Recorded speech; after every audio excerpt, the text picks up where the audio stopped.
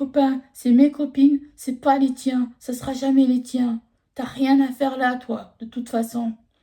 Et, euh, et moi, je lui ai dit, ben non, c'est mes amis à moi parce que j'étais là avant toi. Et là, on s'est battu. Donc elle m'a tiré très fort au niveau de la cuir-chevelure. Elle m'a attrapé, elle a commencé la première à se jeter sur moi, à m'attraper le cuir-chevelure et tirer en arrière. Je suis tombée par terre et j'ai chialé. Mais quand je vous dis j'ai chialé, vraiment j'ai chialé. Et j'ai ressenti comment dire, des nerfs qui sont montés. Je me suis retournée contre elle et je l'ai poussée, mais genre très fort. Et pourtant, j'étais pas une bagarreuse, hein, j'étais juste. Et pourtant, j'étais pas une bagarreuse, mais je l'ai poussée très très très fort. Elle est tombée sur un caillou et elle a pleuré pour un petit caillou. Mais attendez, c'est pas aussi grave que de me tirer le cuir-chevelure là où j'avais la cicatrice qui était encore récente, qui était encore rose, qui était encore, voilà quoi, qu'il fallait surtout faire attention quoi. Je peux vous garantir que c'est la première fois de ma vie que j'ai ressenti une haine à ce moment-là quand j'étais petite.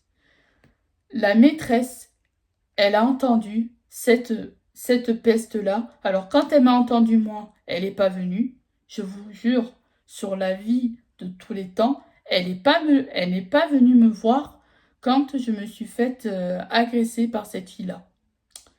Du coup, j'ai rien trouvé d'autre à faire que de me défendre, comme tous les enfants. C'est tout à fait normal, on est bien d'accord. Et à ce moment-là, la maîtresse, elle entend sa chouchoute pleurer. Genre, je dis sa chouchoute alors que c'était une peste, hein, la petite. La petite, c'était une peste. Je vous rappelle, c'était une peste. C'était pas une gentille fille. Mais c'était quand même la chouchoute de la maîtresse qui m'aimait pas. Parce que j'étais moche. Parce que j'étais pas comme les autres. Bref. Elle arrive en hurlant, vénère, et elle m'attrape. Elle cherche pas à comprendre. Elle m'attrape par le poignet comme ça. Elle attrape par le poignet la peste là, qui m'a tiré le cœur chevelure avec ses copines. Parce que ses copines, elles ont rigolé de moi, hein. Mais quand elles ont vu que je me suis défendue, je peux vous garantir qu'elles ont arrêté de rire. Elles ont arrêté de rire. Elles ont arrêté de me prendre pour ce que je suis pas en fait. Et à ce moment-là, la maîtresse m'a puni. Elle n'a pas cherché à comprendre. Elle m'a puni. Et on pleurait toutes les deux, hein. Et pourtant, je pense que la fille qui a eu un mimi caillou, qui lui a transpercé un tout petit peu sa petite jambe, hein, c'est rien par rapport à moi qui a failli se faire ouvrir la cicatrice par cette fille-là. Mais bon. Par chance, Dieu merci, ma cicatrice, elle était bien restée fermée, hein, mais je peux vous dire que quand je suis rentrée chez moi, j'étais pas bien. J'ai pleuré dans ma chambre, j'étais triste, j'étais au bout de ma vie, et tout ça parce que j'étais moche, un monstre, parce que je faisais peur, parce que tout ça pour ça, tout ça pour ça. Et la maîtresse qui cherche pas à comprendre. La petite, voilà, qui était au coin en même temps que moi, je me souviens que ça m'avait marqué quand même. Je me souviens qu'elle est restée au coin, mais elle se retournait pour me regarder, pour me narguer. Et moi, de mon côté, malheureusement, j'étais punie en face d'un miroir. Et le fait que j'étais en face du miroir, bah, c'était encore plus dur parce que il y avait la peste derrière moi qui me narguait, qui me disait regarde-toi, t'es pas belle, tu fais peur. Et de toute façon, la maîtresse, elle va te dégager. Et puis, elle me tirer la langue aussi. Bref. Et je n'ai rien dit ce jour-là. J'aurais pu très bien me lever, la taper, mais c'est ce qu'elle voulait. Comme ça, après, bah, la situation se retourne contre moi et pas sur elle. Et elle pourra se plaindre et la maîtresse pourra protéger elle. Et elle a cru que moi, et j'ai pas compris son petit jeu, elle a cru que moi, j'étais trop bête, trop con pour réaliser que c'était une stratégique. Alors qu'en réalité, je n'étais pas bête. Je comprenais très bien. Devant le miroir, je disais rien. Je me taisais. Parce que je me dis, si je pleure devant elle, c'est comme si je lui donnais un trophée. C'est comme si je lui donnais le médaille qu'elle attendait de moi.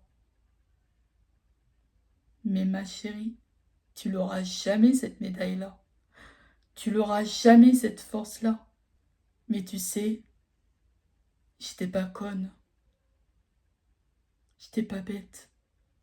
J'étais très intelligente. Et je sais qu'un jour, tu me feras ressentir que je devrais pas être là. Mais ça,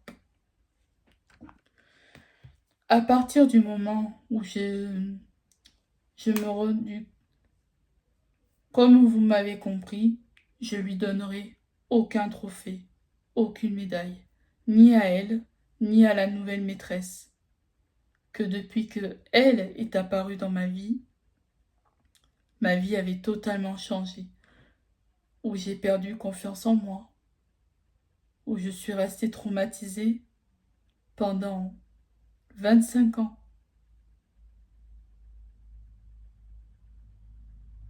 Et depuis ce jour, c'est là que j'ai réalisé ma valeur. C'est là que j'ai compris que ce que je subissais, c'était pas normal. Parce que les autres enfants, ils avaient le droit de m'attaquer, ils avaient le droit de me taper, ils avaient le droit d'inventer tout et n'importe quoi à la maîtresse et de retourner la situation contre moi parce que c'était facile, parce que j'étais une petite fille trop gentille, qui n'osait pas se défendre, qui laissait tout passer, qui parlait presque pas beaucoup. Et jusqu'au jour où, pour la première fois de ma vie, je me suis défendue face à cette fille qui a été méchante avec moi. Et cette maîtresse-là, c'était pas son rôle de l'éduquer, cette gamine. La gamine, en plus, elle lui avait dit à la maîtresse qu'elle s'excuserait pas, parce que c'est moi qui l'a attaquée, alors que c'était elle qui m'avait attaquée. C'était elle. Jure devant Dieu, c'était elle qui m'a attaquée en premier. Tout ça parce qu'elle ne voulait pas que je m'approche de mes amis et que je m'isole toute seule et qu'on soit tous contre moi et que je me retrouve toute seule et que je me cache. C'est ce qui fait plaisir, que je me cache.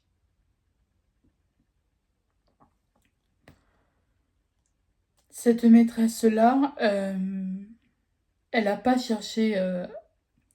Donc quand elle a vu que cette fille, que sa chouchoute, elle ne s'excusera pas, elle a laissé au coin plus longtemps que moi. Moi, elle a levé la punition, elle m'a demandé ce qui s'est passé et je lui ai dit. Et là, je sais pas. Son visage était bizarre. Enfin bref. Elle a fait une expression visage en mode ah bon, t'es sûre, nanani, nanana. Et quand je voyais qu'elle me prenait vraiment pour une fille bête, bah, je faisais semblant de pas m'énerver parce que je me disais, si je pense que c'est encore une stratégique pour que ça se retourne contre moi. Et elle va voir du coup les deux copines de la fille de la peste là, et elle leur a posé la question, ce qui s'est réellement passé. Parce que moi, j'ai donné ma version, et elles ont donné leur version en mode que c'était moi qui avait attaqué leur copine et tout. Et puis la maîtresse, elle leur dit, vous êtes sûrs, vous étiez avec elle. Elle dit, oui, oui, oui, on était avec... Si, si, si, on était avec elle et tout. On l'a vu, c'est Olivia qui a attaqué. Et la maîtresse, elle m'a même pas cru. Genre vraiment, elle est revenue vers moi. Elle m'a reposé la même question en mode soupçon. Et à un moment donné, tu vois, j'ai un petit peu écarté mes cheveux pour montrer la cicatrice. Et oui, j'avais des rougeurs au niveau de la cicatrice et que c'était un tout petit peu gonflé parce que j'avais mal. Et quand elle a vu ça, elle a compris que, ouais, il y a eu quelque chose de grave. Donc là, la maîtresse, elle se remet devant la fille qui n'était pas gentille avec moi et qui voulait pas s'excuser. Elle lui a fâché, elle l'a fâché droit dans les yeux, elle lui a dit, qu'est-ce que tu lui as fait? Qu'est-ce que tu lui as fait? Et puis la gamine direct, elle lui a dit, je vais le dire à mon père. La gamine et la peste, elle lui a dit, je m'en fous, je vais le dire à ma mère. Moi, je l'aime pas, elle est moche. Et, euh, et à partir de là, la maîtresse, elle a compris et elle a puni aussi ses copines à elle qui ont refusé, qui ont menti parce qu'elle a compris que... Et là, la maîtresse, elle a compris que c'était pas moi qui a commencé, c'était elle. Du coup, elle a puni ses copines et elle a laissé la punition plus grosse que prévu. Et une fois les cours terminés, il y avait le père de la peste là, qui a écouté du coup sa fille et qui lui disait, ouais, papa, j'ai été punie pour rien aujourd'hui. Parce que je peux vous dire, elle était, elle était plus âgée que moi, genre elle avait 1 an de plus que moi. Moi j'avais 5 ans, elle en avait 6. Et elle était très très très très intelligente. Mais pas pareil que moi. Plutôt dans ce truc à elle. Mais elle était très intelligente. Elle savait très bien comment retourner les situations. Mais malgré ça, malgré que donc le père, il a demandé les explications à la maîtresse, et c'est la maîtresse qui s'en est pris en plein la gueule. Parce que le père, il ne voulait pas que sa fille, elle soit trop punie, parce que chez lui, elle est jamais punie. Et qu'il veut pas que sa fille, elle soit marquée par rapport à ça. Et qu'il a dit à la maîtresse qu'en gros, elle doit respecter l'éducation qu'il a donnée à sa fille. Donc la maîtresse, elle a fini par céder et puis elle a choisi son clan, entre guillemets. Et c'est à partir de ce moment-là que... Et c'est à partir de ce moment-là que j'ai compris qu'elle sera jamais de mon côté et que j'ai compris que c'était volontaire de me nuire, de me détruire, de me faire ressentir que je suis pas comme les autres. C'est comme quand on était devant le tableau, elle disait à demander à tout le monde qui voudra, donc elle écrivait sur un tableau, qui voudra un diplôme un jour. Et on a tous levé la main et on était tous hyper excités. Et moi, j'étais aussi hyper excitée, j'avais trop envie d'avoir un diplôme. Elle me regarde, genre de la tête aux pieds comme ça, et elle se met à ma hauteur et puis elle me dit je suis désolée de te décevoir, mais tu ne pourras jamais être comme les autres. Tu n'auras jamais de diplôme. Tu seras dans un endroit spécialisé.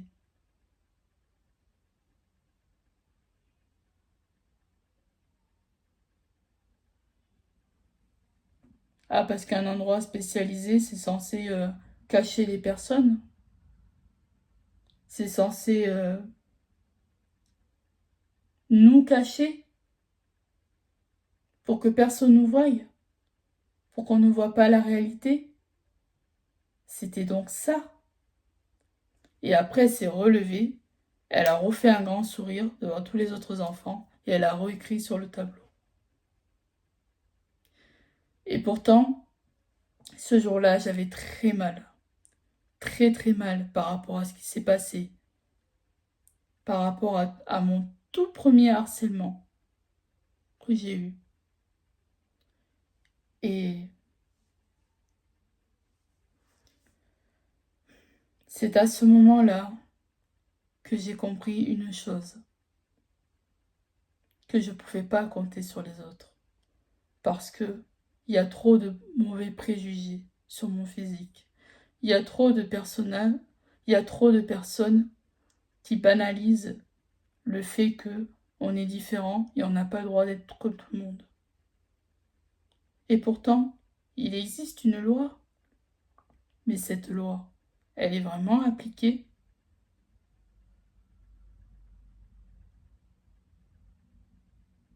Est-elle vraiment appliquée?